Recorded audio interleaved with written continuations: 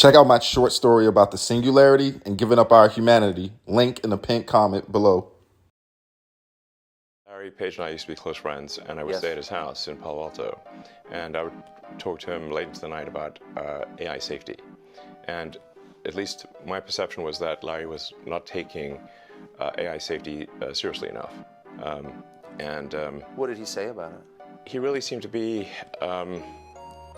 one sort of digital super intelligence, basically digital God. Man, I was watching this interview with Tucker Carlson and Elon Musk was talking about the dangers of artificial intelligence. And one of the things that stood out to me in that interview was him actually talking about, he actually made the comment and said the pen is mightier than the sword, and AI getting to the point, which that's right around the corner in terms of artificial intelligence maturation.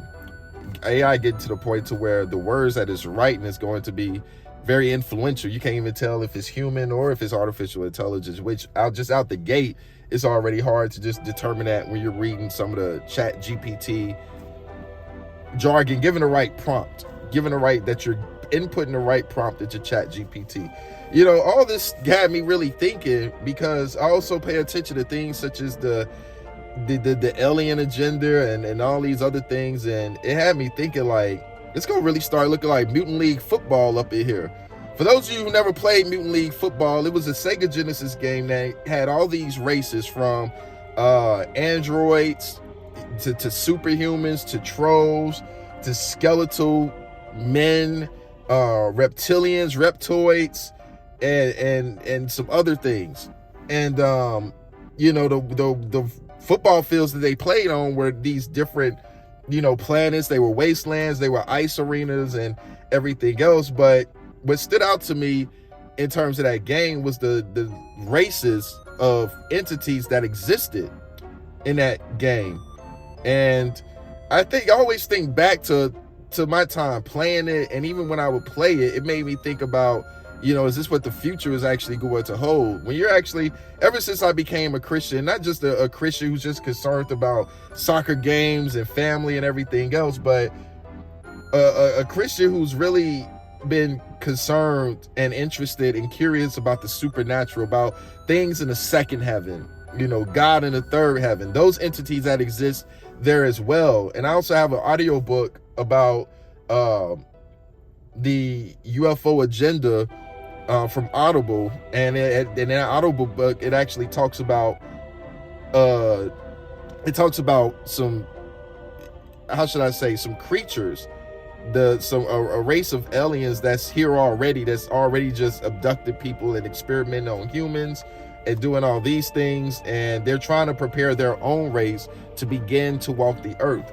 And I think go back to Genesis 6, where it says, and there was giants in those days, and the sons of God saw that the daughters of man were fair, and they came unto them and took them as wives. They had children, and there was a whole litany of things that didn't need to exist, which is, from my understanding, 'cause I believe the Bible's true, you may not, but I believe it's true. But when we look at the creatures in Greek mythology, we look at the creatures in Roman mythology, all these things, the Minotaur, the Centaur, chimeras, all these other things we learned about through literature and in school, these things were very much so real. And I think that was the culture's way of describing what these things were at the time by telling these stories, because even in the Bible it tells them they were mighty men of old, men of renown, and men of status. These creatures were entities of status, of renowment. And it's very interesting when you start putting all these pieces together, and we're about to just enter some really weird times. You see that, you know, the devils, you know, the principalities and powers and spiritual rulers in high places, they're working overtime right now to really, how should I say, they're working overtime right now to make mankind, to make humanity accept certain agendas, this androgynous agenda, where the lines are being blurred between, you can't tell who's a man and who's a woman, and they're doing this through trying to make sure that people are ultimately confused, and through that confusion they're accepting the confusion as a normality, so that way when it's time for these actual beings and these races to walk upon the earth, it's not going to be a problem, because we've already we've already distinguished and killed those lines that completely separated what defines a man and what defines a woman, and we're fluid. We're androgynous. We have no sort of gender identity or anything like that. We could just mesh well. So I think it may seem like a political ploy or a simple identity thing right now, but I think it's leading to a even bigger problem down the road. I also think about that when I look at, open whoredom, where you're looking at women who, preach promiscuity, and they celebrate that. When you go back to Genesis 6 and you think about the sons of God saw that the daughters of man were fair, you have to think about it and go back, because the devils are up to their old tricks still. They may still find these women very attractive. There's something above us that still finds women attractive, and to get them to accept these cultures and for women to buy into open whoredom, slut walking, and all these other things, what is that leading to on a more sinister level?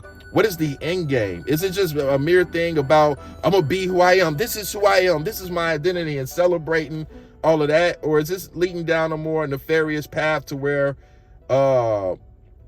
we're food for a race of beings that we're going to see here in the near future? I don't know. These are just my thoughts, and these are just my thoughts right now. So a lot of dots I just been connecting, and I just wanted to go ahead and put that out there for you guys to chew on, to think about. But anyway, God bless y'all. I'll talk to y'all in the next video. Thanks for watching. Check out my short story about the singularity and giving up our humanity. Link in the pinned comment below.